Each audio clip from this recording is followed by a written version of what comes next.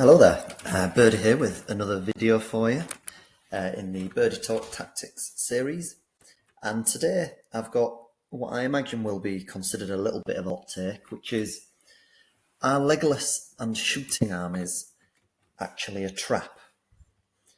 Now, I'll explore the counter-argument as to why they are extremely good and competitive and relatively popular. But then I want to explore my hot take and the counter as to why actually you might be falling into a bit of a player trap.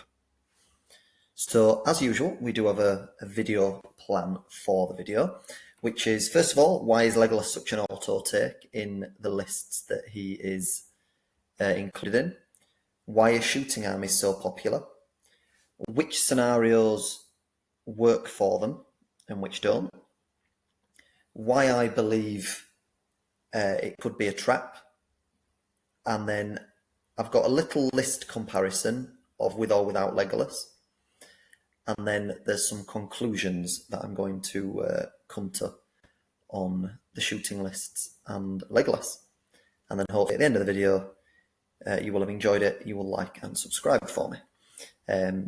So moving on, so with Legolas, first of all, so we've got to acknowledge, first of all, that Legolas's profile is pretty nuts. So compared to last edition, it's arguable, but I'd say it's relatively safe to say his profile has got better since the previous edition. However, his points cost basically stayed the same. So with Legolas, he's popular because in lists that you can take him, you get 3 shots per turn. He gets to hit on a 2+. He gets no movement penalty to his hit value when he moves. So that is 3 shots, hitting on a 2, even when he's moved half as infantry. And then it's a strength 3 bow with a 24-inch range. So that's pretty nasty in itself. However, he also has the special rule, which is pinpoint shot, allowing him to, instead of shooting normally, he can make a single shooting attack against an enemy model engaged in combat with a friendly model, including the one he's fighting as well. If he does this, if the to hit roll is successful, he doesn't make any in the way rolls and the shot automatically hits the target. And he can also shoot into combat. He can shoot while engaged in combat. So what that means is there's no way to shut him down from shooting, unless you're able to knock him prone, which is a favourite tactic of mine if you do face him. Get him prone and then he can't shoot. However, it means that on the way in, while you're both approaching each other, or more than likely they're approaching you, he's going to be having 3 shots a turn. And against anything D5 or lower, he's wounding them on 5s at worst. And he's likely to get minimum of 1 kill a turn without using might. Pretty nasty. Once you get into combat with him, he then has 2 choices.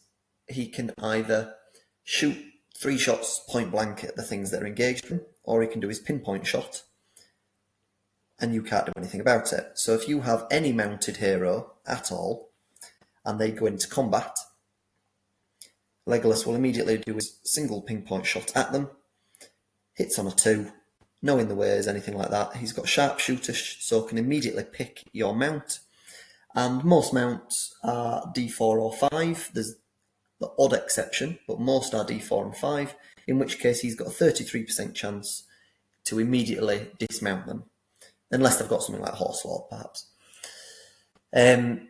And that's without might. If you consider that you're willing to spend at least 1 might on it, rolling a 4, you've got a 50% chance. Okay, he might roll a 1 to hit, so it's a little lower than that. There's a 16% reduction there. So you've got an 83% chance of a hit, in which case you've got a 41.5% chance you roll a 4 or better, and you can spend either a point of might or you get it automatically. It'd be about, a 27 point 6%, something like that, chance of just getting the 5 or 6 that you need. So very, very good odds. Within 2 turns, you should pretty much have guaranteed you've dismounted your opponent's big hero. There is the alternative as well, that even if your opponent is approaching you and they engage your lines, you can keep Legolas behind those lines and be doing the pinpoint shot, or you could still be doing the 3 shots at them and taking out spear supports. Very, very good. His points cost is only 105 points, 110 if you get the Elven Cloak on him, which I think almost everyone does. 110 points for that insane shooting ability I've just told you about. He's also relatively hard to counter because the only models that are really capable of flash killing Legolas in a one-on-one are something like a charging hero on a mount, or flying monster, or some sort of monster with monstrous charge. Because without being able to knock him down, he's got 3 fate, 2 wounds. It's not easy to take him out. He also fights 6, 3 might, he can strike, and he's got the Elven Blade roll-off as well. So if you go into combat with him, if you go in to try and flash kill him with a mounted hero, he'll just shoot the mount off them, and then you're not going to be doing a great deal, or you're not doing as much damage to him. You might not even win straight away anyway, because he's got fight 6 and strike, and might behind it, and Elven Blade roll-off. Or he could just choose to throw his 3 shots point blank into whoever you put into him. I will use a personal anecdote here and say I have played against Legolas with Birdie, and I have ambushed with Birdie onto a very exposed, isolated Legolas by himself. I've won the move off the next turn and charged into Legolas, and the player threw all 3 shots into Birdie point blank and hit with all 3 and rolled 2 6s and a 5 and spent a might point to make it a 6. I then rolled a single 1 on my fate. I'd already used a might for the move off, as I said. Couldn't might it up. Birdie dies. So he's literally turned up on the board as a 130 point model. Big, terrifying monster, fight 7, I'm going to kill Legolas. And immediately just point blank died before he even gets to have the combat with Legolas. That shouldn't be a thing. That shouldn't happen. I get he's an amazing archer. Love Legolas as a character. Films, books, the lot. But you can't have a 110 point model flash killing a 130 point model. Or it's not that it's likely. That was an unlikely scenario. He rolled extremely well. I rolled extremely badly with the single 1, the fate roll. Fine. But he shouldn't be capable of the potential of being able to flash kill a model that's more expensive than him without that model even having a chance to do anything about it. You can understand people having the ability to flash kill you in a combat, but you're not guaranteed to win the combat. It's still an interaction where you roll dice. The fact he can just throw those 3 shots into you and you get no option of doing anything about it, and if he rolls well, you're fucked. Apologies for the swearing. However, this maybe, I think you could tone it down by just making it a single shot a turn, something like that. If he's engaged in combat, he's an incredible archer, fine. He's still getting a shot off before he has to kind of engage with you. 3 shots is a bit much. So I really dislike Legolas in the game. I did in the previous edition. I think he's even worse now to play against. It's not interactive. It's not a fun experience. You turn up to the board, he sees Legolas, and the first thing you do is sigh. You think, oh, okay, well, that's an annoying thing I'm going to have to deal with. And I consider it a moral victory of killing Legolas in any game you face him, because it's just a case of he's too good value for what he provides. So you think at the moment I'm making amazing arguments as to why you should always take Legolas, but I believe there is a counter, and I believe it's a trap, and it's something for you to think about, is what I'll come on to in a moment. Well, let's explore the next thing, which is why are shooting armies so popular in the game? So they're popular in the game for a number of reasons, which is you turn up to the board, you deploy, And if you outshoot your opponent, statistically on paper, it's usually quite obvious to figure out who's going to outshoot the other. Your opponent has to come to you. Now that gives you multiple advantages, which is you get to choose where the engagement will happen. You get to cause damage to them without reply, or at least trading effectively in your favour. You generally can rack up some easy victory points with that shooting on the way in. You might get a cheeky wound on a leader, you might wound one of your targets at Assassination or Fog of War, you might take out their banner if you got very lucky or they've made a mistake. There's loads of different ways you can get some easy VPs on the way in. It doesn't require much thinking. You just stand there, roll dice at your opponent. They have to do all the thinking of how they're going to mitigate the damage, how they're going to approach you, how they're going to get the engagement with you, bearing in mind you're going to get to choose the first engagement. And there's minimal risk to you because you're just putting out damage without taking much back. All those reasons, shooting armies logically make sense. And additionally, in the first 6 months of the game, whilst we were limited to just 6 scenarios, the scenarios favoured shooting armies because you had 4 of the 6 scenarios were 12-inch deployment. So there was a long way for your opponent to walk to be able to actually get engaged with you. One of the other 2 scenarios was hold ground, which means that if you get favourable Maelstrom deployment, you can generally have most of the board for your opponent to have to cross while you're shooting them. And then the only scenario where it wasn't particularly favourable for you was domination, with 24-inch deployment. There was also scenarios like destroy the supplies where you can get small wins by just doing the damage to your opponent, breaking them, quartering them once the first engagement happens. And as long as you can protect your supplies, it was a nice, easy, small win.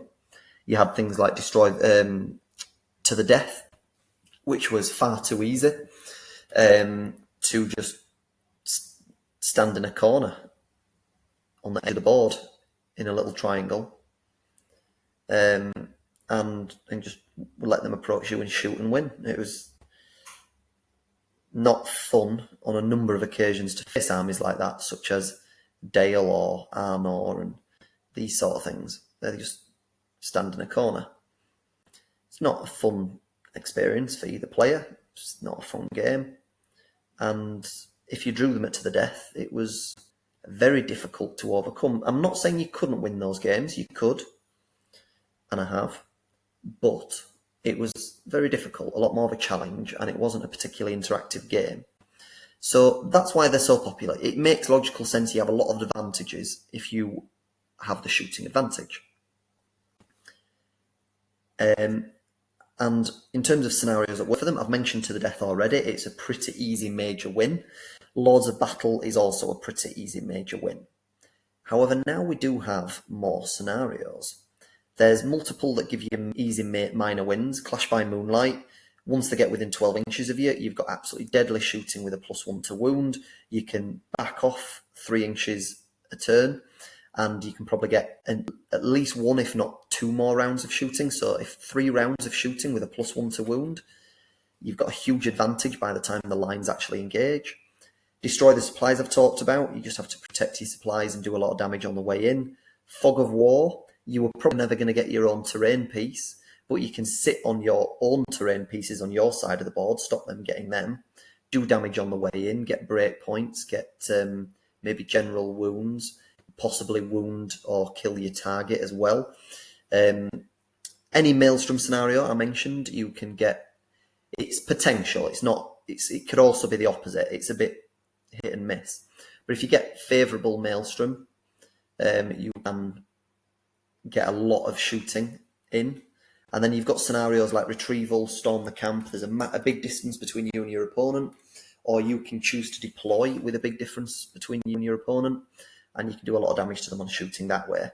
I think there's an argument that Divide and Conquer could potentially be decent for shooting armies, unless your opponent has got an extremely fast mobile army and can really trap and get straight into half your army quickly. So I didn't put that one in there because it depends on your opponent's army as well. So let's move on now to the hot take. So this is why I believe Legolas and shooting armies are a trap, a player trap.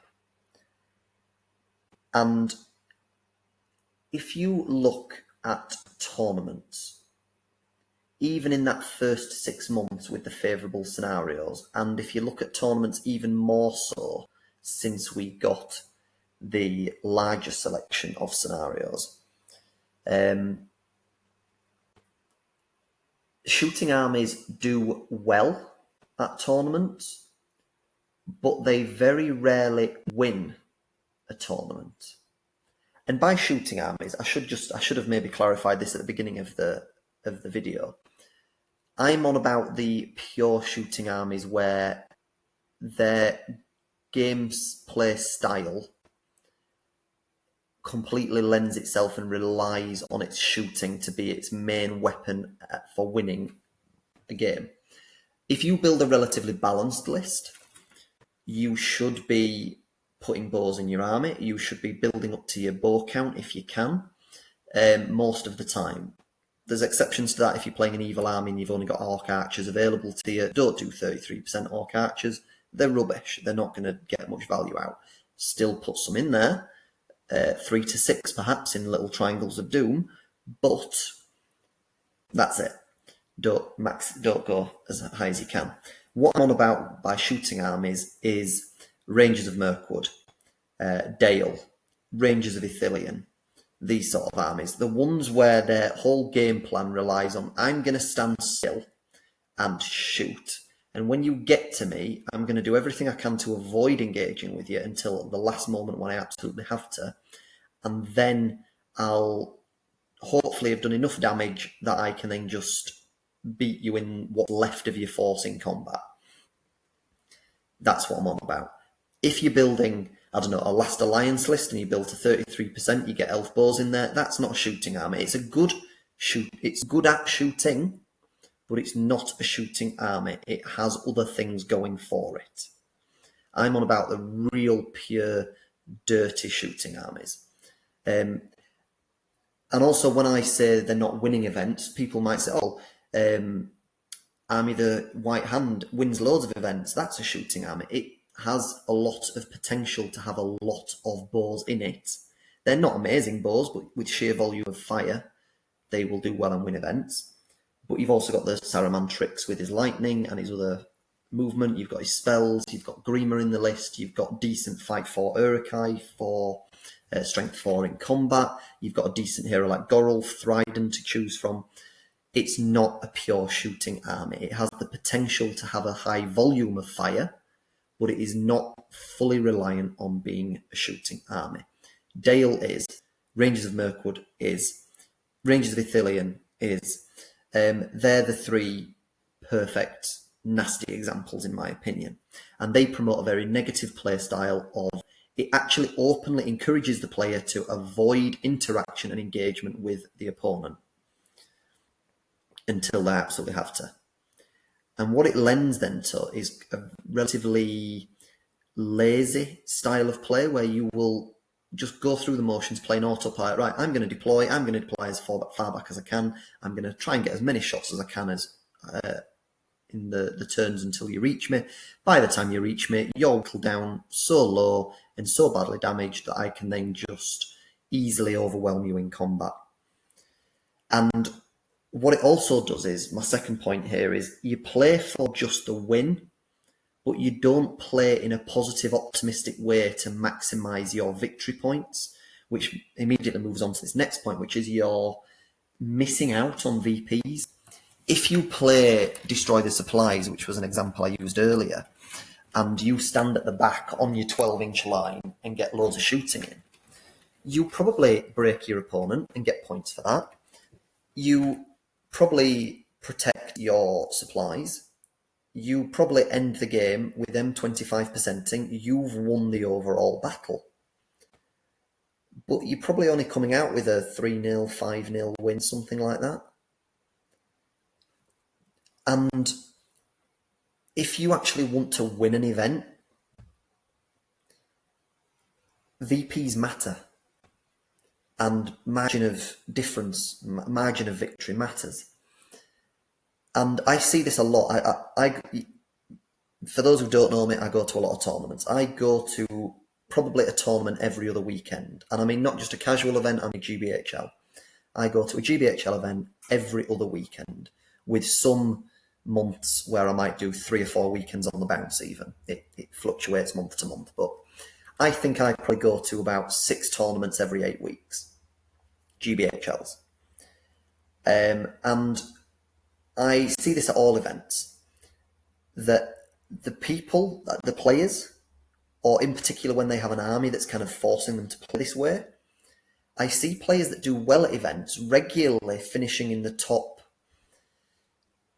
half, or even top 10, even top 5 maybe, where they come out with a good record, where they might have won, just say it's a 6-game 2-day event, they might win 4, draw 1, lose 1.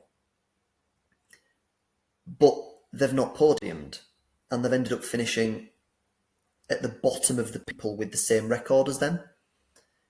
And this is what I see a lot, where they will always finish at the bottom of the people on the same record as them. And it's because their VPs and their margin of victory are too low. There's not many tournaments that use strength of schedule to determine, and I'm glad they don't do that, because that would just mean win at all costs against a difficult opponent, in opposed to actually play positively and try and maximise a big win. So I would openly encourage anyone that runs tournaments to use strength of schedule as your bottom priority separator, for that reason. So armies like Dale, you take Dale to a tournament, you will do well. It doesn't matter if you're a good player, a bad player, you'll do well, because the list is just overtuned and broken. Its rules are nuts. It will do well. But you won't win the event. And unless you win all your games, you're not going to win the event. And even if you win almost all of your games and only get like 1 loss, for instance, 5 wins and a loss, if there's 2 other people with 5 wins and a loss, there's a good chance they will have got more VPs than you, and you finish 4th. And this is just the negative part of it that comes with it. You turn into a ruiner list. Moving on to the bottom point here, I'll come back to the ones in the middle in a minute. You become a bit of a ruiner list. There'll be plenty of scenarios you can turn up to and win, but there's a couple of scenarios that don't favour a shooting army. If a maelstrom goes badly for you, you can end up with them jumping straight on top of you, and you're in trouble. You can also get scenarios with 24-inch deployment. You might have a really fast opponent's army. They might have march. They might deploy right on you. They might have some tricks like Birdie's Horde, where they can deploy on top of you. And you're going to lose a game somewhere. I don't remember a single tournament I've been to, especially since the new scenarios came out and we've got the bigger selection, where a shooting army's won an event, a pure shooting army. I've seen the occasional one podium, sadly, Dale and Rangers of Mirkwood, but their VPs are always low. The margin of victory is always low. And if you want to actually win an event, you need to play positively. You need to go into every game trying to maximise your victory points. This was something when I was getting back into the game, so a little history for you is I played this game when it very first came out in like 2002, 2003, around that sort of time. When it very first launched, I played it. And I played it for about 7 years until about 2010. And I was like 15 years old. I discovered girls and I got distracted and got rid of it. However, 15 years later, this is now about 2.5 years ago, I returned to the game. And I've loved it. Great community. It's been amazing. I'm so glad I got back into it. And I love going to these events. And what I was noticing, there was a player that I was seeing at a lot of events, and he was from my community. And he was by far the best player in my community. And when I went to events with him, I was getting better. And I lost to him. First time I played him, got annihilated 12-0. Maximum scoreline, and he was merciless. And then every time I played him, the scorelines were getting closer and closer, and eventually I beat him. And right now we have some fantastic tactical games at this level. I think I win slightly more than I lose against him, but we have amazing tactical battles, and he has taught me most of what I know in the game. And what I noticed with him is even when I finished a tournament on the same record as him, he would win the event and I would get second or third. And every time it was because he'd won his games 20-0, 18-1, things like that. And I was winning maybe 10-0, 8-6, 5-4. You know, like I was getting wins, but I wasn't maximising the victory points. And he would always finish above me at the end of a tournament, even if I got the same record as him. And it was a case of, okay, I need to watch what he does. And we played more and more games. And what I quickly realised was you need to play positively. You need to play aggressively. You need to go for the objectives early. You need to keep them in mind as to what the objectives are. And you need to be focused on it. And what you don't need to be doing is playing negatively and playing defensively and playing a shooting army mindset, basically. And even now, I go to events and there are players that I can see that are developing and they're turning into good players. And the only thing that keeps me separated from them, where I still finish above them in the rankings at the end of events, is I've had bigger major wins in the event than them. They've got the same record as me, but my VPs and margin of victory get me ahead of them. So when I build lists, I build to maximise VPs. And this is where I'm now going to say, this is why I believe Legolas and shooting armies are a player trap. It keeps you playing in this lazy autopilot sort of negative defensive play style. You miss out on VPs. And I'm going to come on to these middle points now. So is the value overrated? So someone like Legolas, even if you put Legolas into an army that's not a dedicated pure shooting army, if you put Legolas in a Halls of Thranduil army, or you build Halls of Thranduil without Legolas, the play style naturally becomes very different. A Halls of Thranduil player with Legolas in their list, and I've got multiple friends that are good GBHL tournament players that have podiumed or been very close to podiuming at GBHL hundreds, have used this army, and when they build it with Legolas, every game they play it differently than if they didn't have Legolas, and it's because he is a trap. And the trap is you think, oh well, I've got Legolas, I've got shooting. They're going to have to come to me. I'll stay here. I'll go for the objectives later in the game. And you know what? Sometimes they'll beat me. And fair enough, well done, they've won the game. But the score's been low. Almost never have they got over 10 VPs against me. And also when I start losing a game, I usually will stay relatively focused and I'll think, how can I minimise the loss and minimise the VPs they're getting and try and get some VPs out of it myself. But the point still stands. They don't get a lot of VPs. And if they were in a tournament with that army and they've got Legolas in it, even if they're not a shooting army, a pure shooting army, even if Halls of Thranduil is decent in combat, you've got good fight value, you've got bonuses to wound, you've got a banner in your general, there's loads of things going for it in combat. It's not just a shooting army. But if you have Legolas in your list, you think, well, I've got a good amount of bows, I've got Legolas, they're going to come to me. It makes logical sense I stand here and maximise my shooting. But it's actually harming you in the long run of the game because you're not maximising your VPs. So even though Legolas has an absolutely insane profile, they've massively undercosted him. He should be, in my opinion, 140, 150 points for what he brings to the table for you.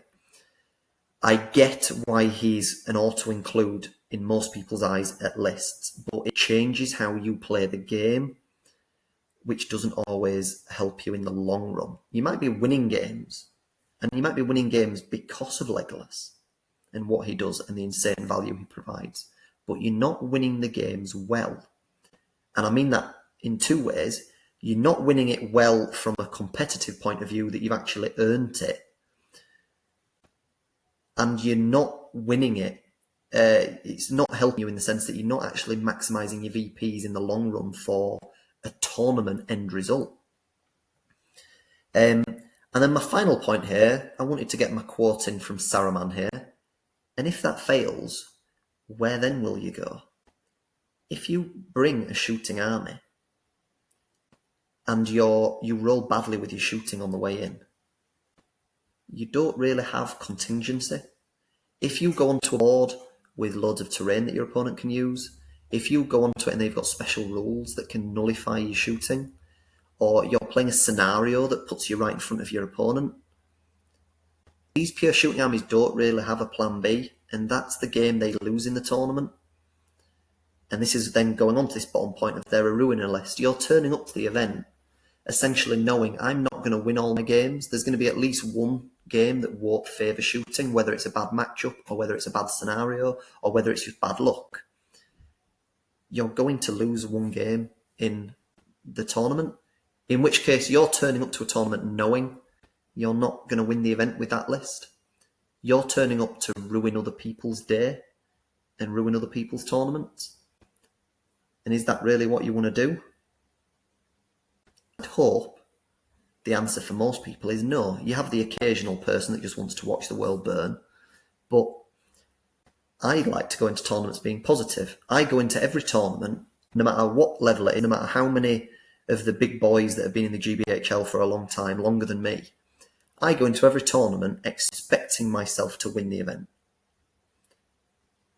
I go into every game, no matter who my opponent is, whatever the matchup is, I'm playing for a 20-0 win. I want to have a fun game, I want to have a tactically interactive game with my opponent, and I want to outwit them. That's where you get a sense of achievement. You play positively, you play aggressively, and you take the game to them. You don't sit back and just stand there, shoot, play defensive, negative. You're not going to learn playing that way. That is not how you develop as a player in the game. That's not how you're going to maximise your VPs. That's not how you're going to win events. And the best players in the GBHL will deal with you.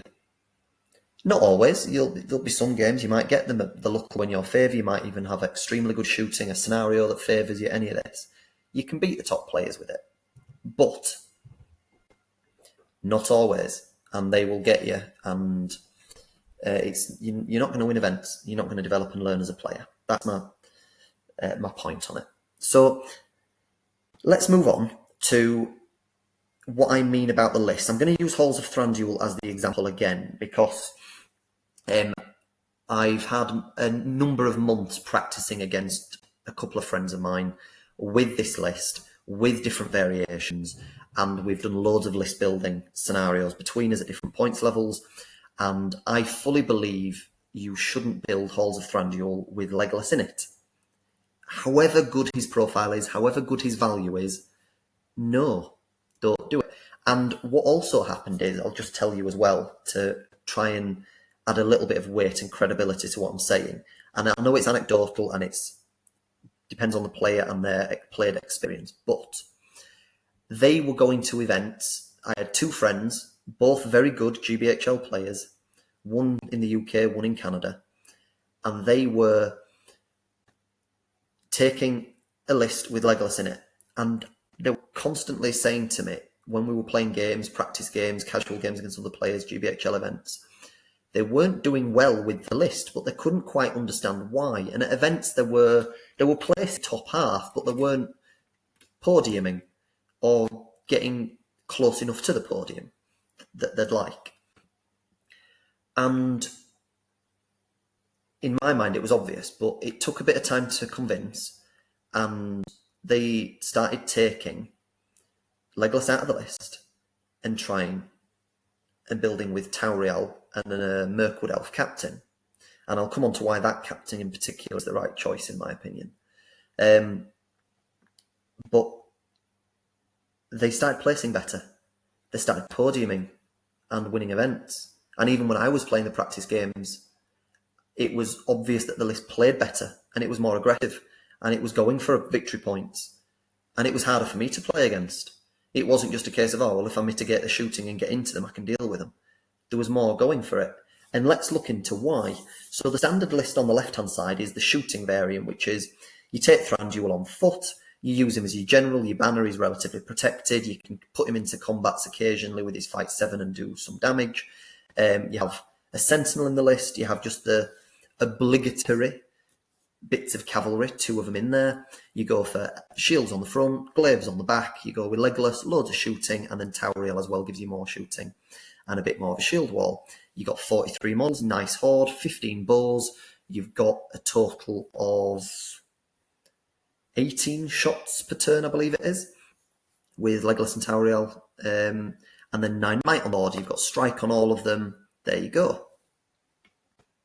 But because you've got so many bows and so many shots, the game starts, you probably deploy on your 12-inch line, or further back maybe, even if you're being particularly defensive, and you get loads of shooting in. You might win the battle, but the objectives are too far away from you. You don't win them, you don't get all of them, and you get a win, but you get a small win in a normal game. On the right is the positive, aggressive combat variant, and it still has 12 bows in it. I've got them mixed within the war bands. You have Thranduil on his elk this time. You've got more hitting power with him, more mobility. He's got the impact hits. You've got the strength 5 on the charge. You've got the potential 3 heroic combats that would be nice. You've got a bigger cavalry force of 5 knights. They can stay close to him. They get fight 6. They get +1 to wound within 6 inches of him. That means you've got cavalry with some real hitting power and fight 6 on them all. So you've got a really nice mobile hitting force there. Also, it means Thranduil is mobile to go off for objectives later on in the game, and he still acts as a banner for those elf knights. So they're fight 6, 2 attacks on the charge, 3 attacks with a banner really, +1 to wound, hitting you at strength 3 with a +1, so equivalent strength 5. They can fly around and get objectives for you. Amazing. You've got a nice strong core of shield wall troops with glaives behind them. I've got 2 elf sentinels in this list. They can move things around for you that fail intelligence checks, potentially helping with Thranduil get into stuff, maximising damage, heroic combat potential. Thranduil still gives you a bit of nice shooting. She's insane value by herself, but she's a bit more versatile. That she's also a good combat warrior as well. And she can be with your main like shield wall. And then I've got the Mirkwood Elf Captain. Now this is the Elf Captain that has a glaive. He's the cheapest captain in the list.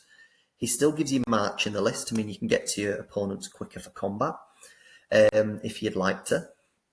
The glaive means it can have either 3 attacks or 3 attacks to wound. That's excellent.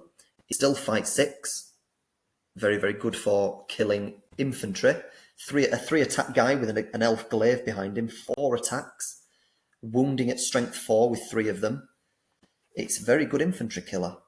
You've got more tricks with it. You've got more mobility in it. You've got more threat with it.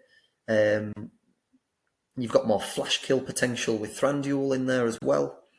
That is going to maximise victory points. It's built for combat and can still do some shooting. You can still have 3 elves on each objective on your side of the board, little triangles of doom shooting in all directions.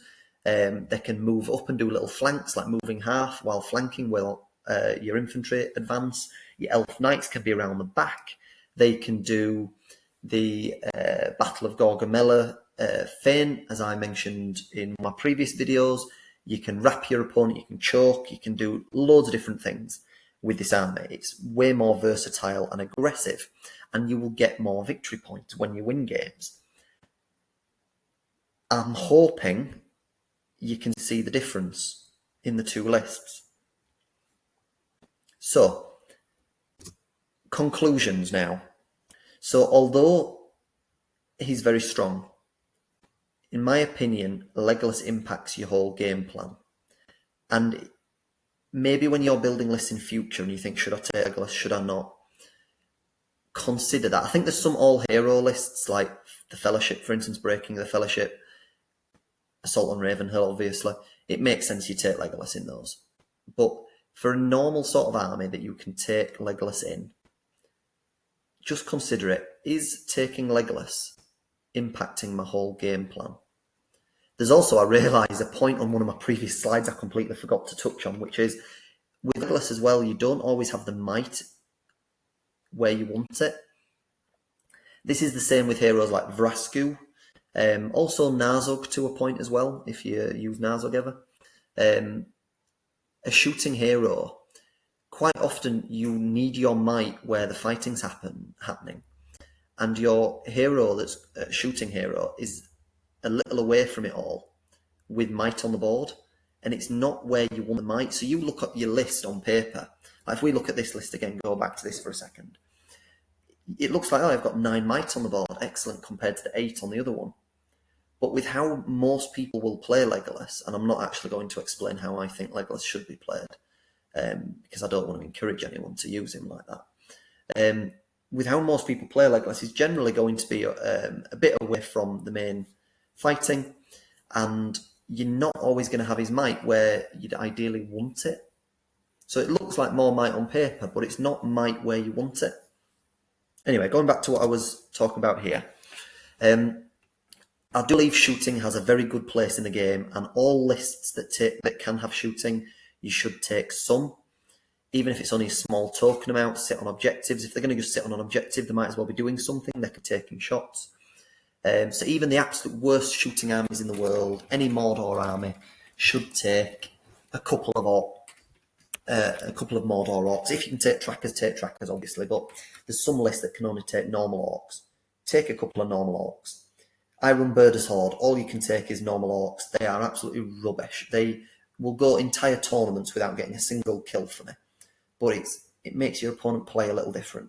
And it's also quite fun saying I've got these 3 lucky orcs that are they're feeling lucky today. They're going to get a couple of kills. They never do, but it's a bit of a laugh with your opponent. And occasionally something comes off and it's nice. It's quite fun. So you should always take some. If you've got a decent bit of shooting, or decent hit values, decent shooting strength values, strength 3 or higher, yeah, go to your 33%. Makes sense. But don't build your whole list around the game plan of I'm going to rely on my shooting to win me the game. Everything else is kind of afterthought.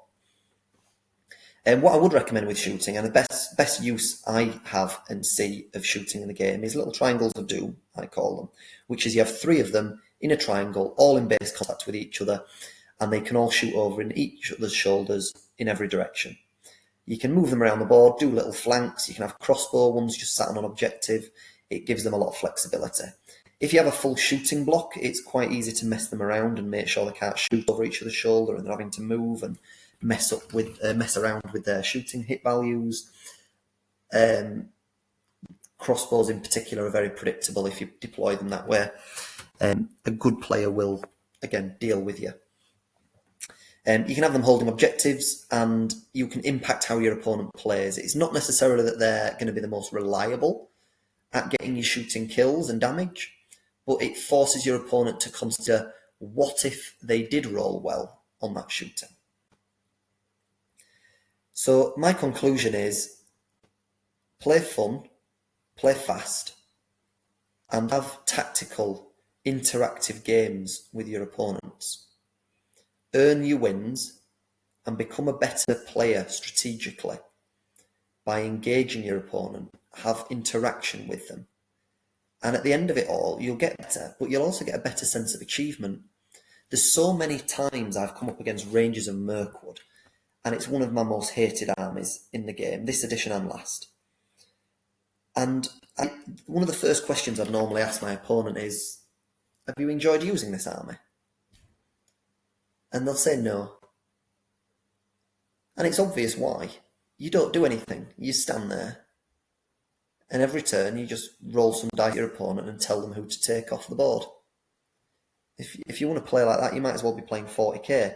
And it's crap. It's just no fun. It's not interactive for either of you. And it's no fun for either player involved. And there's no real sense of achievement in it.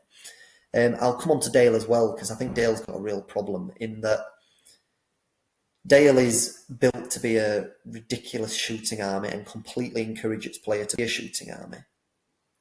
But on top of that, when you do reach the opponent, not only are Dale fight 4, but they get this stupid +1 to wound, either in a deployment zone, which can half the time be half the board, or they've got the wind lances, 6-inch bubble of +1 to wound. So you have these, I think they're 8 points, maybe they're 9 points, correct me if I'm wrong, I think they're 8 points when they've taken a war gear.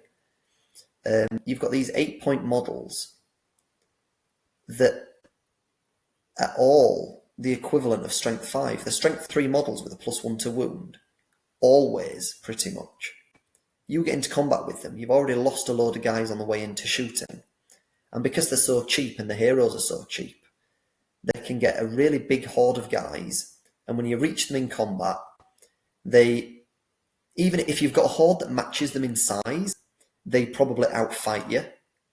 And if you don't outfight them, that means they outfight you, they outwound you, they outcourage you, most likely, and they at least match you on defense, most likely, as well. Meaning you can't win the grind. You lose the shooting engagement, and then you get to them in combat and lose the combat engagement. The only major weakness Garrison of Dale has is it can't deal with a big hero unless it gets lucky with its shooting. If you have a big hero or multiple big heroes, providing you get enough time to do it and they can be consistent with their damage, they can win you a game against Dale. Dale is messed up and overtuned and needs nerfing considerably. That +1 to wound just needs taking out of the game. It's really busted. Maybe a 3-inch bubble near wind lances, maybe, but even that still feels like it could be played in a way to be overtuned. Maybe this video is now turning into an ode to why I despise Dale, but anyway, it's one of those where it's a pure shooting army, but then it's also pretty nuts in combat, which doesn't make sense, and it's a bit annoying. So I encourage people out there that have Dale to burn it and move on to an army that actually gives you a sense of achievement and you're earning your wins. And again, it's very rare you actually see Dale podium at an event. They always finish high up and do well, but they don't win events because they don't get enough victory points. So yeah, final thoughts. Let's have fun games. Let's have interactive games. Let's have games that have tactical strategy at its core, forefront of the game. Anyway, hope you've all enjoyed the video. Hope I've not sounded too negative against this. I love the game. I just want to have the best tactical interactive games you possibly can, where both players are having fun. There's options, there's movement, there's objectives, there's a lot going on. So if you have enjoyed it, please like it, subscribe for future videos. A little call out for you is for everyone listening to this between now and the 23rd of September. On the 24th of September, next Wednesday, for the first time, I'm going to be going live on YouTube at 8 PM UK time, and I'm going to do some list building. Now, I have my own ideas of lists. If people want to hear that, you can bring your own list that I will review, and we can look to optimize, discuss its strengths, weaknesses, what tweaks are considerations. If you've got army that you're considering building or just starting to build and you want some advice on how best to build it for different points levels, yeah, come along. I'll probably be on for a couple of hours minimum. I might get too into it and enjoy it and passionate and be all night. But yeah, join me, and I look forward to it and seeing what you guys bring to the table. And other than that, hope to see you all at an event soon. Have a lovely evening and take care of yourselves. See you later.